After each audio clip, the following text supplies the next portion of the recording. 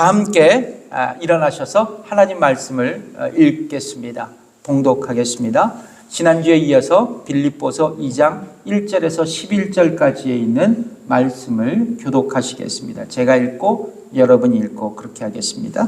그러므로 그리스도 안에 무슨 권면이나 사랑의 무슨 위로나 성령의 무슨 교제나 긍휼이나 자비가 있거든 마음을 같이하여 같은 사랑을 가지고 뜻을 합하며 한 마음을 품어 아무 일에든지 다툼이나 허용으로 하지 말고 오직 겸손한 마음으로 각각 자기보다 남을 낮게 여기고 각각 자기 일을 돌아볼 뿐더러 또한 각각 다른 사람들의 일을 돌아보아 나의 기쁨을 충만케 하라.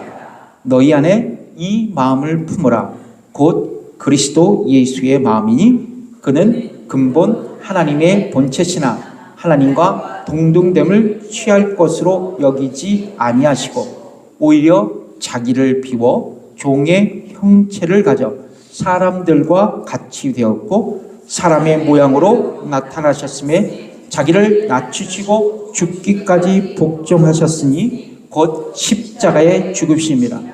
이러므로 하나님이 그를 지극히 높여 모든 이름 위에 뛰어난 이름을 주사 하늘에 있는 자들과 땅에 있는 자들과 땅 아래 있는 자들로 모든 무릎을 예수의 이름에 꿇게 하시고 같이 읽겠습니다. 모든 입으로 예수 그리스도를 주라 시인하여 하나님 아버지께 영광을 돌리게 하셨느니라. 아멘.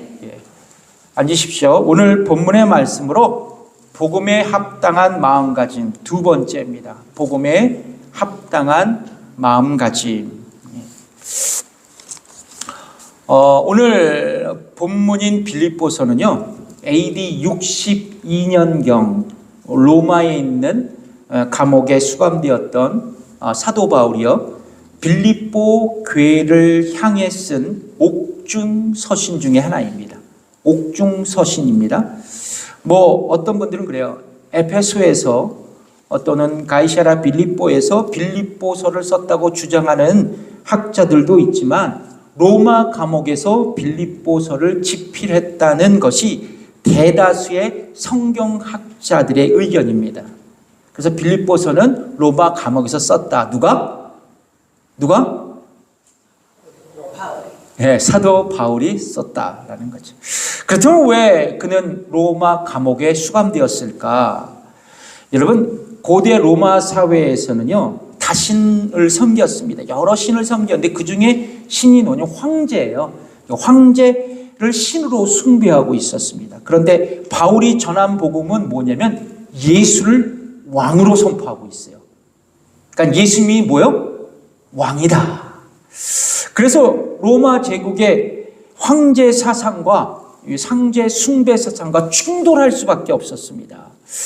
때문에 바울은 로마 제국의 위협적인 존재로 간주되었어요. 그래서 마침내 로마에 압송되어 지금 감옥에 수감되어 있는 것입니다.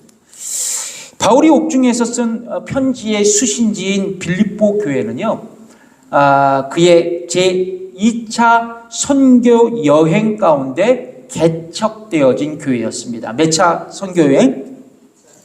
2차 선교여행입니다. 사도행전 16장에 보면 바울이 한밤중에 환상을 봐요.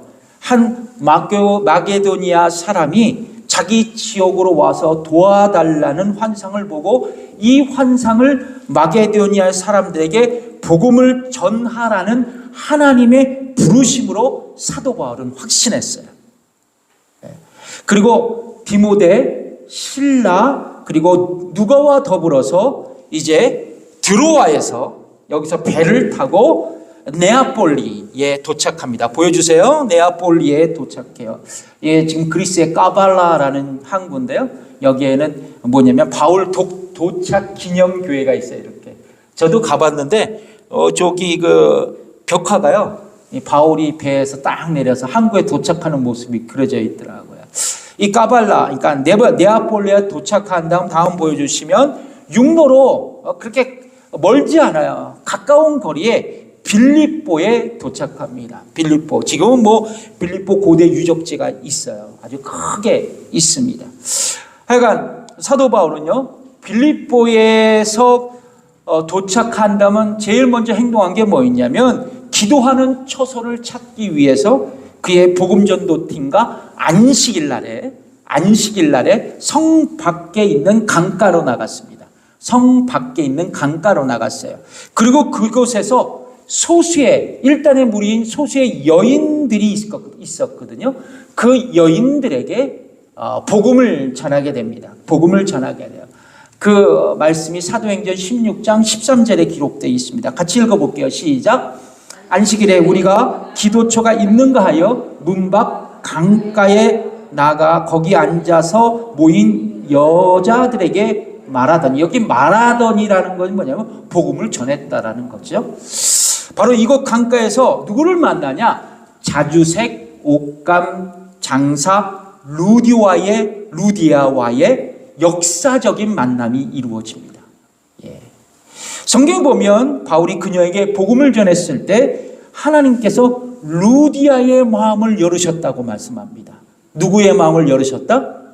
루디아의 마음을 여셨고 그녀는 복음을 받아들이고 그녀의 집안 식구도 함께 침례를 받게 되었다고 기록하고 있습니다. 그 후에 이제 루디아가 회심하고 그리스도인이 된 이후 루디아는 바울 일행을 강권으로 자기 집으로 초청을 합니다. 그리고 자신의 집에서 머물게 했어요.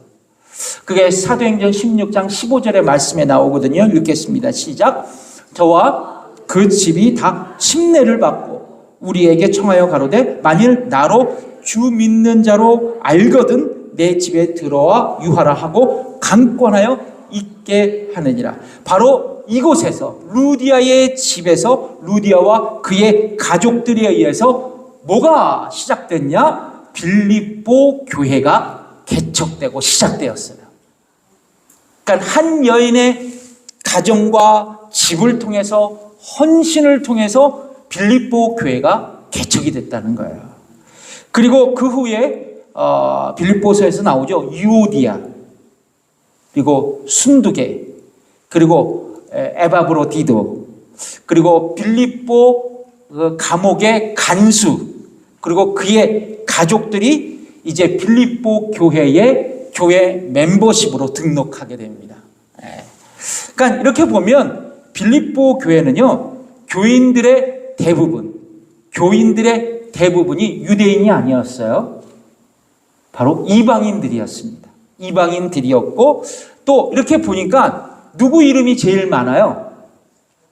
여자 이름이 많죠. 여자 이름이. 그러니까 여성들이 주축이 되어서 이 빌립보 교회 안에서 리더십 역할을 감당한 것으로 우리는 추측할 수 있습니다. 그러니까 빌립보 교회는 여성들이 개척한 거예요. 사업하는 여자 사장님 루디아를 중심으로 그 옆에 있는 영향력 있는 말하자면 여인들이 함께 힘을 합해서 교회를 일구어 나갔다라는 것이죠. 자, 근데 이 빌립보 교회는 사도 바울이 빌립보 교회를 개척한 다음은 그 지역을 떠났거든요. 그럼에도 불구하고 사도 바울과 매우 좋은 관계를 유지했던 교회였어요. 왜냐하면 그 증거로 빌립보 교회는요, 이제 바울이 데살로니가 가서 선교를 하고 그 다음에 이제 고린도에 가서 선교를 할 때 그를 물질적으로 후원합니다. 어려움을 당하지 않도록. 그리고 에바브로디도를 통해서 바울에게 선교 후원금을 전달해요. 그러니까 바울은 빌립보서에서 빌립보 교회 교인들이 보내준 후원금, 선교 헌금에 대한 감사를 표시합니다. 그러니까 이 편지를 쓰는 목적도, 사도 바울이 빌립보서를 쓰는 목적도 바로 이 감사의 편지가 하나의 주 목적이었어요. 자, 그래서 빌립보서 4장 16절에 이 말씀을 하죠. 시작. 데살로니가에 있을 때에도 너희가 한두 번 나의 쓸 것을 보내었다. 빌립보서 4장 18절의 말씀 시작. 내게는 모든 것이 있고 또 풍부한지라 에바브로디도 편에 너희의 준 것을 받았으므로 내가 풍족하니 이는 받으실 만한 향기로운 제물이요 하나님을 기쁘시게 한 것이라. 그러니까 결론적으로 사도 바울에게 있어서 이 빌립보 교회는 뭐냐면 그야말로 기쁨이 되는 교회였어요. 사도 바울에게는 기쁨이 되는 교회였단 말이죠. 그런데요, 어느 날 사도 바울에게 들려오는 소식이 있었어요. 어떤 거냐? 자기에게 늘 기쁨을 주고 또 마음 든든함을 주었던 이 빌립보 교회에 내부적인 다툼이 있었고 또 그로 인해서 막 분열 현상이 일어났다는 거예요. 교회가 막 깨지고 있었다는 것이죠. 빌립보 교회의 핵심 그룹인 이 유오디아와 순두개의 갈등으로 교회가 막 분열하고 다투고 하나가 되지 못했다라는 거예요. 사도 바울은 빌립보서에서 그들에게 이제 이렇게 목회적인 권면을 합니다. 빌립보서 1장 27절 상반절의 말씀이죠. 읽어보겠습니다. 시작. 오직 너희는 그리스도 복음에 합당하게 생활하라. 여러분 지난주에도 이 짧은 말씀을 여러분 제가 주회해 드렸죠. 어떤 의미입니까? 두 가지가 있었다 그랬어요. 하나는 뭐냐면 복음에 어울리는 삶을 살아가라는 뜻입니다. 그리고 또 하나의 의미는 뭐냐면 이 땅에서 하늘의 시민권을 가진 자다운 삶을 살아가라는 거예요. 그러니까 이 빌립보서 1장 27절이 이 시대에 살아가는 우리 모든 그리스도인이 주는 영적인 통찰력은 뭐냐면 거듭난 신자들에게 천국 시민권을 가진 자로서 복음에 어울리는 삶을 살아야 한다는 것을 이 빌립보서에서 우리에게 가르쳐주고 있는 거예요. 2000년 전에 빌립보 교회 성도들에게 가르친 것 동일하게 우리에게도 적용된다는 것입니다. 그렇다면 우리는 어떻게 천국의 시민으로서 그리스도의 복음에 어울리는 삶을 살아갈 수 있을까? 지난주 말씀드렸죠. 첫 번째 뭐요? 하나가 되는 삶을 살아가야 한다. 하나가 되는 삶을 살아가야 된다. 두 번째입니다. 이 말씀을 꼭 기억하세요. 한번 읽겠습니다. 시작. 교만한 삶을 버리고 겸손한 삶을 살아가야 한다. 교만을 버리고 겸손으로 살아가야 한다라는 거죠. 여러분, 복음을 헬라어로 유앙겔리온이라 그러죠. 유앙겔리온. 우리 너무 잘 알아. 유앙겔리온. 근데 이 단어의 의미가 뭐예요? 뜻이 뭐죠? 유앙겔리온의 뜻? 기쁜 소식. 한번 따라해 볼까요? 시작. 기쁜 소식. 그러니까 복음은 기쁜 소식이에요. 유앙겔리온. 그런데 이 단어는요, 처음부터 우리 믿는 사람들에게 그리스도인들에 의해서 만들어진 것이 아닙니다. 우리 착각할 때가 있어요. 원래 여러분 로마 제국이 다른 나라를 침략해서 식민지를 만들어 나갈 때 일종의 쓰여진 구호 같은 말들이었어요. 이를테면 뭐예요? 로마 제국의 군인들이 탁 모여서 로마 제국에게 기쁜 소식을 하면서 치얼스 건배를 하면서 로마 제국의 영원한 번영을 기원했던 일종의 구호 같은 그런 것이었죠. 유앙겔리온. 그렇습니다. 로마가 추구한 복음은 뭐였냐면요, 물질이었고 파워였고 명예였고 정복이었고 복수였고 성공이었고 폭력이었고 위협을 기반으로 한 세상적인 복음이었어요. 세상적인 유앙겔리온. 자, 그러나 바울이 전한 복음은 뭐냐면 사랑, 자비, 순종, 평화, 용서, 섬김, 겸손을 기초로 한 그리스도의 복음이었습니다. 예수님의 복음이었어요. 그래서 사도 바울은 하나가 되지 못하는 빌립보 교회를 향해 그리스도의 복음으로 합당하게 생활하라라고 권면하면서 뭐를 얘기하냐면 오직 겸손한 마음으로 살아가라 얘기합니다. 나중에 이제 또 말씀을 드릴 거예요. 그러면서 빌립보서 2장 3절에 뭐라고 말씀해요? 같이 천천히 읽겠습니다. 시작. 아무 일에든지 다툼이나 허용으로 하지 말고 오직 겸손한 마음으로 각각 자기보다 남을 낮게 여기고 라는 거죠. 이 구절에 보면 잘 보세요. 아무 일에든지라는 말이 있죠. 아무 일에든지. 말이 좀 어려워요. 좀 쉽게 설명하자면 무슨 일을 하든지입니다. 무슨 일을 하든지. 그러니까 무슨 일을 하든지 다툼이나 허영으로 하지 말라는 말씀입니다. 자, 그런데 이게 두 가지입니다. 다툼과 허영은 뭐냐? 첫 번째, 다툼을 헬라어로 엘리테이아라는 단어를 쓰고 있습니다. 엘리테이아. 예. 그러니까 우리 보통 한글로 다툼 생각하면 뭐예요? 싸우는 거. 그걸 생각하겠죠? 다툼. 예. 근데 그렇게 이해할 수 있지만 헬라어 의미는 뭐냐면 이기적인 야망이라는 뜻입니다. 이기적인 욕심, 이 개인적인 야망, 이걸 뜻하고 있어요. 완전히 다르죠? 그러니까 이 단어의 뜻을 모르면요, 다른 설교를 하게 돼요. 다른 설교를 하게 돼요. 예. 자, 빌립보서에 의하면 여러분 유오디아와 순두계가 갈등하고 있는 것으로 추정할 수 있죠, 우리는요. 자, 그런데 이 두 사람의 개인적인 문제가 빌립보 교회의 전체의 문제로 확장되었어요. 개인적인 싸움이 교회 문제로까지 이어졌다는 거예요. 그럼 어떻게 개인의 갈등의 문제가 교회 전체의 문제로 확대되었을까? 제가 설교를 준비하다가 이걸 곰곰이 생각해 봤어요. 제가 이런 추측을 해봤습니다. 이 두 분이 교회 봉사를 했어요. 열심히. 루디아를 중심으로 해서 유오디아와 순두계가 함께 오른팔 왼팔이 돼서 으쌰으쌰 하면서 교회를 막 일구어 나갔습니다. 그런데 교회 봉사를 하면서 개인적인 욕심이 생기는 거예요. 이기적인 욕망이 생긴 겁니다. 그래서 교회 안에서 자신의 세력을 구축하게 돼요. 자기 편을 막 사람들을 세우게 됩니다. 예. 그래서 빌립보 교회는 유오디아와 순두계 파로 그냥 나누어지고 이제 그들의 개인적인 갈등이 교회적 차원의 갈등으로 막 발전하게 됩니다. 발전하게 돼요. 그래서 사도 바울은 빌립보 교회를 향해서 다툼으로, 그러니까 뭐냐면 이기적인 야망으로 교회 안에서 분파를 만들어서 교회를 갈라치게 하지 말고 도리어 교회의 하나됨을 위해서 힘쓰라고 이 사도 바울은 빌립보 교회 성도들에게 말씀하고 있는 거예요. 여러분, 우리 교회는 아니에요. 근데 제가 과거 목회 현장을 이렇게 뒤돌아보면 이 큰 교회에서들 많이 그러거든요. 교회 봉사하면서 간혹 교회를 세우는 것이 아니라 자신을 지지하는 친위 세력을 만드는 분들이 있어요. 이거 되게 재밌어요. 그래서 막 베풀고 섬기고 그런 분들이 있더라고요.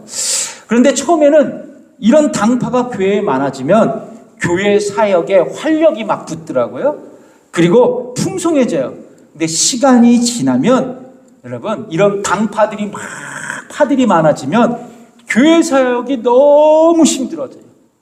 어렵게 됩니다. 하나가 되지를 못해요. 여러분, 우리가 봉사하는, 교회에서 봉사하는 이유가 뭐예요? 다양한 이유가 있죠. 개인마다의 다양한 이유가 있어요.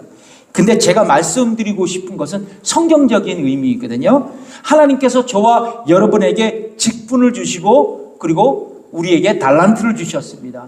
우리에게 다양한 직분을 주시고 다양한 은사를 주신 것은 뭐냐면 성도를 온전케 해서 봉사의 일을 하게 해서 그리스도의 몸을 세우기 위한 거룩한 목적이 있다는 것이에요. 그게 제 얘기가 아니죠. 에베소서 4장 11절에서 12절에 있는 말씀을 같이 읽어볼게요. 시작. 그가 혹은 사도로 혹은 선지자로 혹은 복음 전하는 자로 혹은 목사와 교사로 주셨으니 이는 성도를 온전케 하며 봉사의 일을 하게 하며 그리스도의 몸을 세우려 하심이라. 그러니까 결론적으로 우리가 교회에서 직분을 가지고 그리고 달란트를 가지고 봉사하는 목적은 뭐냐면 그리스도의 몸인 교회를 세워나가는 거예요. 개인적인 이기적인 욕심과 욕망으로 교회 내에서 자기 세력을 세워나가는 것이 아니라는 거예요. 그래서 교회 사역에 자신의 의견이 100% 수용되기를 바라는 것이 결코 아니라는 것입니다. 성경은 뭐라고 말씀하냐면 우리가 교회에서 봉사하는 주된 목적은 주의 몸된 교회를 어찌하든지 세워나가는 거예요.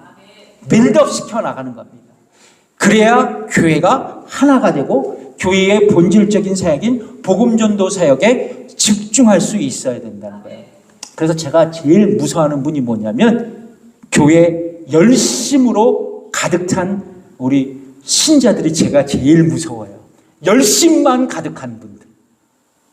제일 무서워. 저는.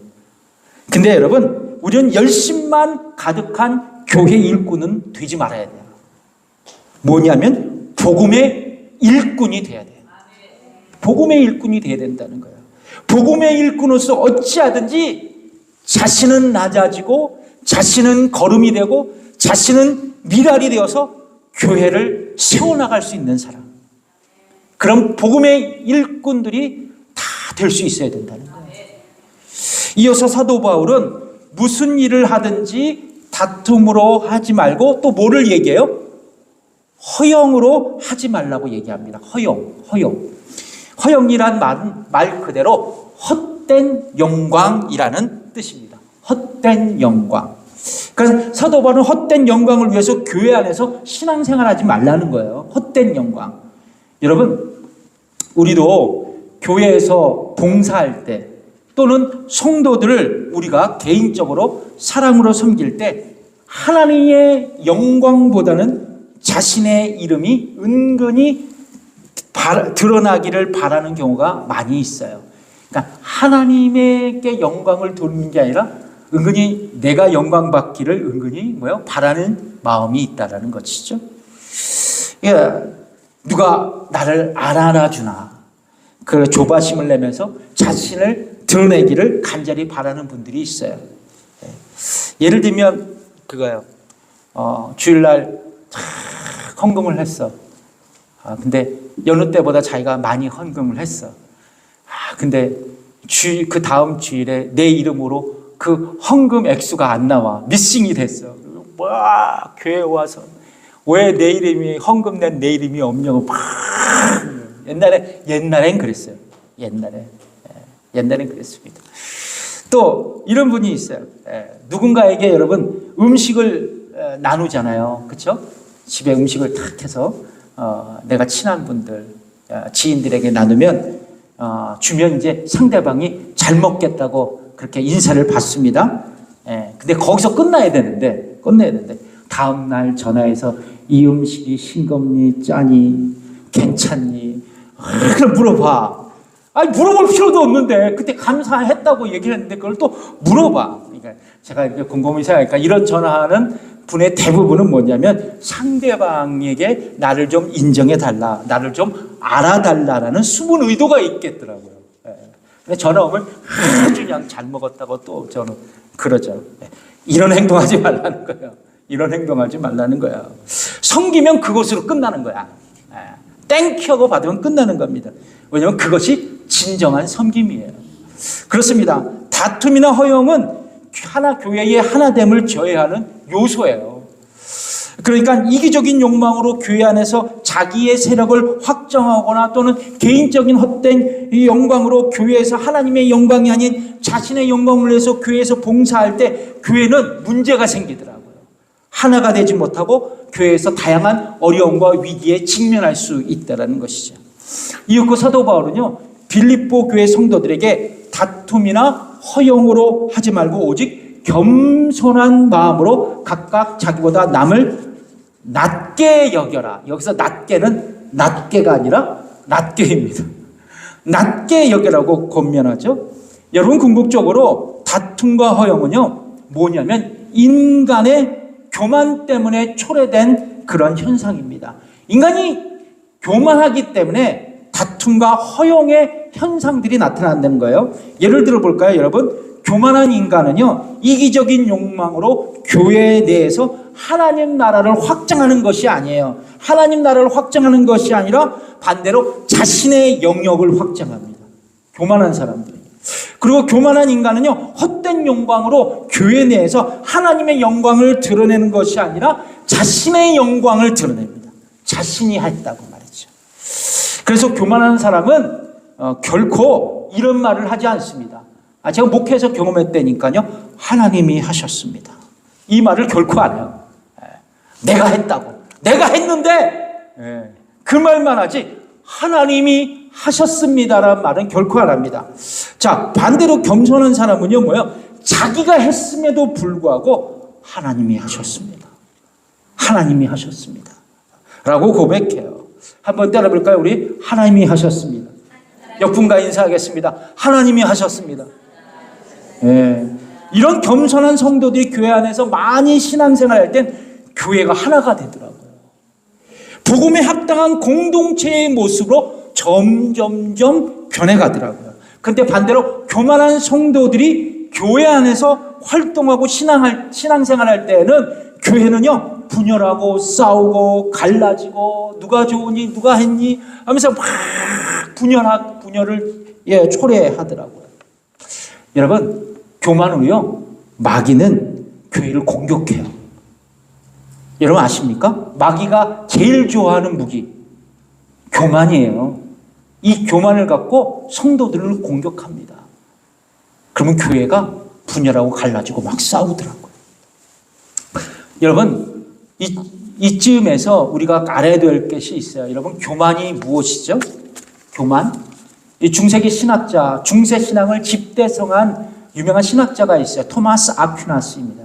이분의 책이 신학대전이에요. 이렇게 그거 저는 아직 못 읽어봤어. 너무 어려운 책이라서 신학대전. 근데 이분이 뭐라 그러냐면 교만은 모든 죄악의 어머니다, 이런 얘기를 했습니다. 모든 죄악의 어머니다. 뭐가? 교만. 그러니까 교만은 모든 죄악의 시작이라고도 할 수 있죠. 교만은 모든 죄악의 시작이다. 이게 성경에 나와요. 여러분, 창세기 3장에 보면 아담과 하와에게 뱀이 다가와서 말하죠. 어떻게 말합니까? 에덴 동산 중앙에 있는 선악을 알게 하는 나무의 열매를 매면 너희도 하나님같이 될 수 있다고 유혹을 해요. 자, 마침내 하나님께서 먹지 말라는 선악과를 인간은 먹고 최초의 인간은 타락하게 됩니다. 여러분, 아담과 하와의 타락은 단순히 하나님의 명령에 불순종해서 생긴 결과물이 아니에요. 단순히 그렇게 생각하면 안 됩니다. 하나님 말씀을 불순종해서 인간이 타락했다는 것이 아니에요. 더 들어간 어떤 의미가 있냐면 피조물인 인간이 하나님 없이 살 수 있고 하나님을 떠나서도 스스로 존재할 수 있다라는 생각을 한 인간의 그 교만 때문에 인간이 타락하고 결국 하나님과의 관계에 왜곡을 가져온 거예요. 그러므로 여러분, 인간의 타락은 뭐냐면 하나님 관계에서 인간이 겸손을 잃어버린 거예요. 겸손을 잃어버리고 하나님 없이도 내가 살아갈 수 있고 스스로 자존할 수 있다라고 생각한 그 인간의 교만 때문에 인간은 타락할 수 있었다라는 것이죠. 그리고 이런 교만은요, 아담과 하와뿐만 아니라 그의 후손들에게 전가돼서 다양한 죄를 생산하게 되었고 인간은 그야말로 죄인이라 불리우게 되었던 것이에요. 그래서 성경은 이렇게 인간에 대해서 정의하죠. 우리가 잘 아는 말씀, 로마서 3장 23절에 있는 말씀 읽겠습니다. 시작. 모든 사람이 죄를 범하였음에 하나님의 영광에 이르지 못했다라는 거죠. 죄인이고 하나님의 영광에 이르지 못한 존재가 되었다. 아주 불쌍한 존재가 되었다. 지옥불에 떨어질 수밖에 없는 존재가 되었다. 그런데 이런 교만의 쓴뿌리가 아담 할아버지 때 끝나는 게 아니라 이게 전이가 돼서 현재 우리에게도 지금 작동하고 있다는 거예요. 저뿐만 아니라 여러분에게도 막 교만의 쓴뿌리가 막 움직이고 있다는 거예요. 그래서 여러분, 우리는 참으로 겸손해지기 어려운 존재입니다. 겸손이 어려워. 그 조용남 씨의 노래 중에 겸손이 어려워라는 노래가 있어요. 겸손이 어려워. 어저께 마지막 설교 점검하다가 조영남 씨가 부른 노래가 다 인터넷에 검색되더라고요. 진짜 겸손은 어려워. 옆분과 인사하겠습니다. 겸손이 어렵습니다. 겸손이 어려워요. 참 어려워요, 겸손이요. 그렇죠? 저도 어렵고 여러분도 어렵습니다. 겸손하기가. 여러분, 한번 물어볼게요. 지금 자신이 생각할 때 내가 겸손하다고 생각하세요? 내가 겸손합니까? 한번 여러분의 마음으로 한번 물어보세요. 나는 겸손하다. 자, 내가 겸손하다고 생각하는 분 손 들어보세요. 없네? 그럼 내가 다 교만하다고 생각하는 분 손 들어보세요. 난 들었어. 난 교만해. 예. 또 안. 그럼 이것도 아니고 저것도 아니고 몰라. 난 몰라? 예. 자, 보세요. 근데 여러분, 내가 겸손하다고 생각하는 순간 나는 교만한 사람이 되는 거예요. 어떻게 하냐? 조나단 에드워드, 유명한 부흥 강사시죠. 조나단 에드워드, 신학자이자 부흥 강사. 조나단 에드워드가 쓴 신앙과 정서라는 책에 보면 그가 뭐라 하냐면 자기가 겸손하다고 스스로 생각하는 자체가 교만의 증거다. 이 얘기를 하셨어요. 옛날 목사님이 이런 얘기를 하셨습니다. 왜냐고요? 여러분, 성경을 보면 우리는 본질상 허물과 죄로 죽을 수밖에 없는 죄인이기 때문에 그래요. 교만한 존재이기 때문입니다. 그래서 인간의 능력으로 우리는 죄성을 가진 우리에게는 인간의 능력으로 결코 겸손을 이룰 수 없어요. 하나님을 만족시킬 만한 겸손을 이룰 수 없다는 거예요. 그래서 겸손은 힘든 거예요. 조영남 씨 말이 맞아. 겸손은 정말 힘들어. 자, 영국의 기독교 사상가이자 문학가가 있습니다. C.S. 루이스. 이분이 쓴 책이 있어요. 스크루테이프의 편지라는 책이 있습니다. 스크루테이프의 편지. 저는 이 책을 너무 재미있게 읽었어요. 너무 재미있게 읽었습니다. 여러분, 이 책은 뭐냐면 스크루테이프라는 이 악마 삼촌이 있어요. 악마 삼촌. 근데 이 웨무드라는 조카 마귀가 있습니다. 근데 이 삼촌 마귀가 조카 마귀에게 31통의 편지를 씁니다. 그 내용이 뭐냐? 그리스도인들을 타락시키기 위한 전략을 자기 조카 마귀에게 아주 잘 가르치고 있는 거예요. 티칭하고 있어. 어떻게 하면 이 왼수 그리스도를 믿는 이 환자들, 이 그리스도인들을 어떻게 지옥불에 떨어뜨릴 수 있을까? 전략을 하는데 제가 14번째의 그 편지에 보면 교만이란 전략을 갖고 스크루테이프 삼촌이 이제 웨무드 조카 마귀에게 가르치는 장면이 등장합니다. 여기에서 스크루테이프가 뭐라고 얘기하냐면 지금 해야 할 일은 딱 하나야. 내 환자는, 이 환자는 그리스도인들을 상징하거든요. 내 환자는 겸손해졌다. 미덕이란 인간 스스로 그것을 가졌다가 의식하는 순간에 위력이 떨어지는 법인데 겸손의 경우는 특히 더 그렇지. 환자의 심령이 진짜 가난해진 순간을 잘 포착해서 세상에 내가 이렇게 겸손해지다니 라는 식의 만족감을 슬쩍 그 환자에게 밀어넣거라. 그러면 거의 즉시 그에게 교만이 고개가 들 것이다. 참 C.S. 루이스가요 상상력이 풍부한 문학가거든요. 여러분, 우리가 스스로 내가 겸손하다는 것을 자평하는 순간 마귀의 유혹에 우리는 걸리는 거야.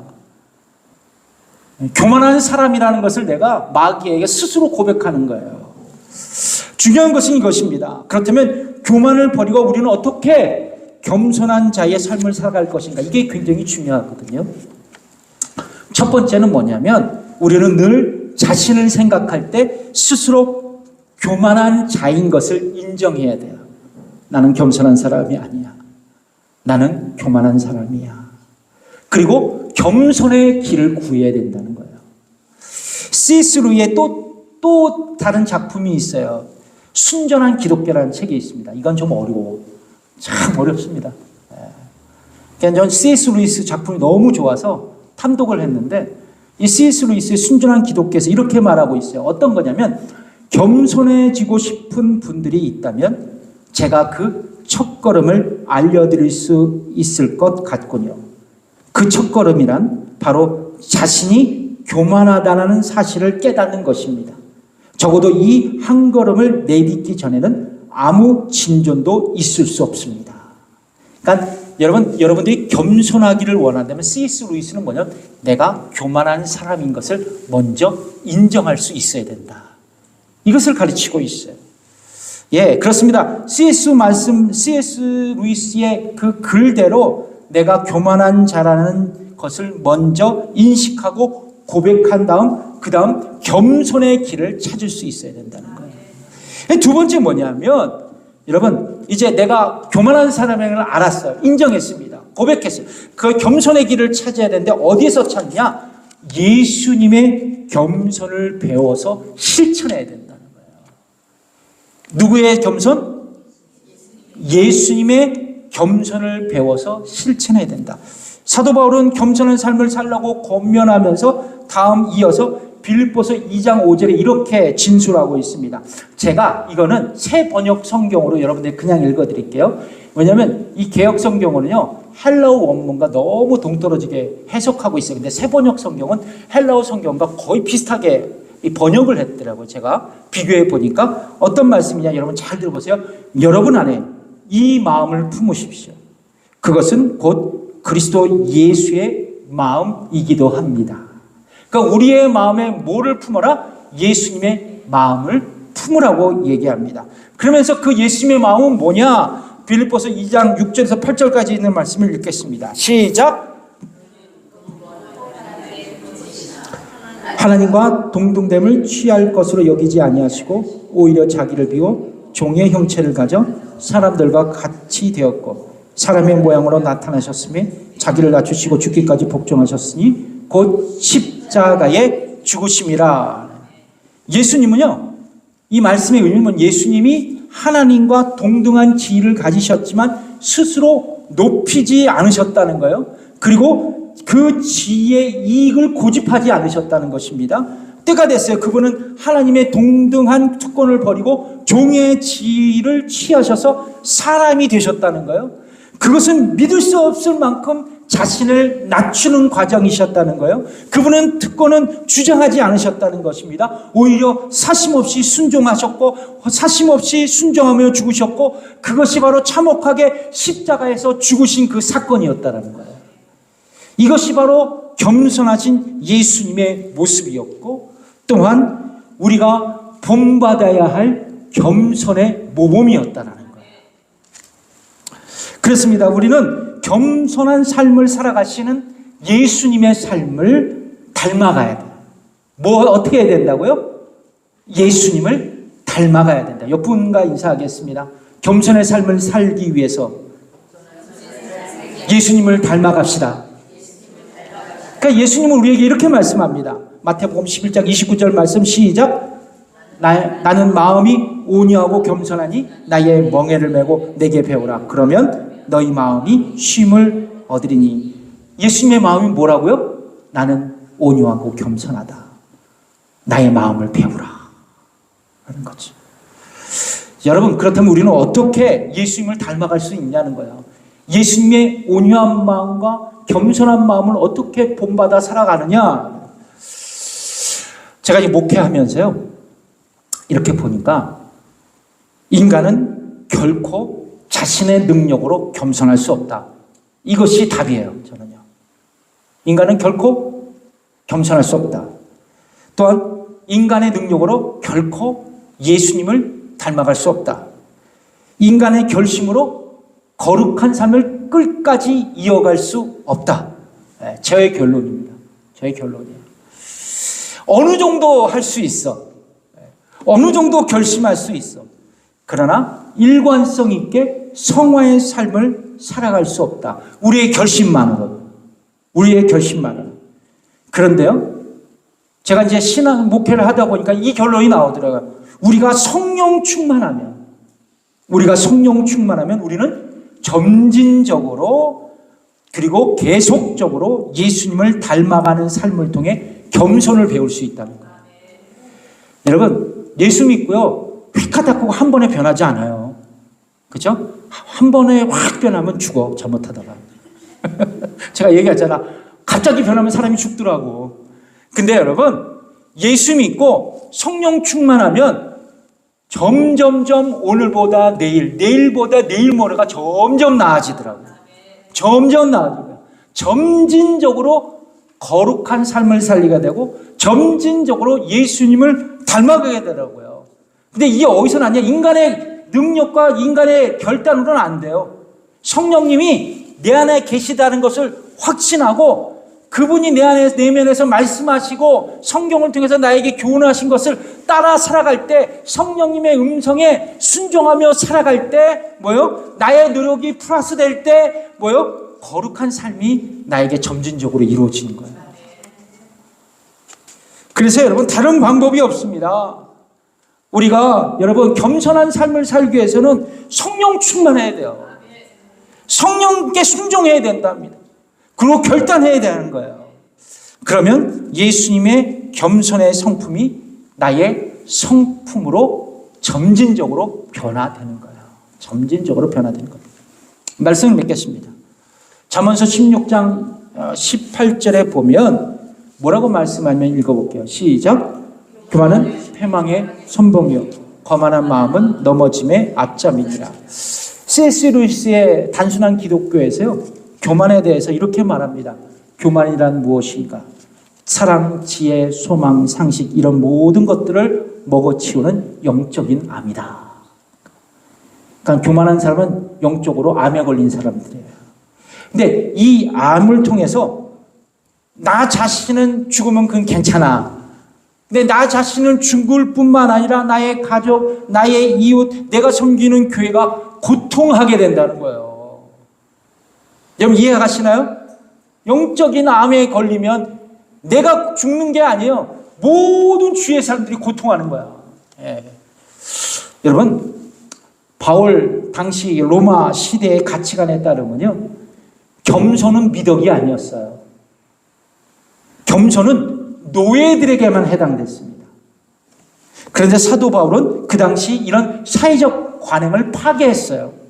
뭐라고 얘기해요? 겸손한 삶을 살아가라고 말씀하고 있습니다. 왜냐하면 겸손한 삶만이 복음에 합당한 삶으로 세상을 변화시킬 수 있다고 그가 확신했기 때문에 그래요. 그렇습니다. 요즘 시대 보니까요, 겸손의 시대가 아니야. 겸손하면 바보 취급하더라고요. 자기 PR 시대예요. 자신 있게 좀 드러내고 좀 거들먹거려야 성공할 수 있는 시대입니다. 겸손하게 되면 사람이 못나 보이고 정말로 그렇게 살아가는지 진짜 그런 삶을 사는 사람으로 막 치부해요. 그래서 이게 보통 겸손하기가 참 어려운 시대에 우리가 살아가고 있습니다. 그런데요, 여러분, 이런 시대일수록, 이런 세상일수록 복음에 목말라 하고 있습니다. 복음에 목말라 하고 있어요. 복음적인 삶을 살아가는 우리에게 불이익이 당하고 불편함이 다가올 수 있는 시대예요. 그러나 여러분, 우리 교회 모든 성도들이 복음 안에서 하나가 되고 서로 말로 격려하고 겸손한 삶을 살아갈 때 이 거룩한 영향력은 지역의 복음이 될 거예요. 가치관이 다른 이 세상의 가치관에 우리가 복음의 향기로운 거룩한 편지가 되어야 된다는 것이죠. 그러면 여러분, 그리스도의 복음에 어울리는 삶을 살아가시기를, 그리고 이런 복음에 합당한 그 마음가짐이 저와 여러분의 신앙생활이 되시기를 주님으로 축복합니다. 기도하겠습니다.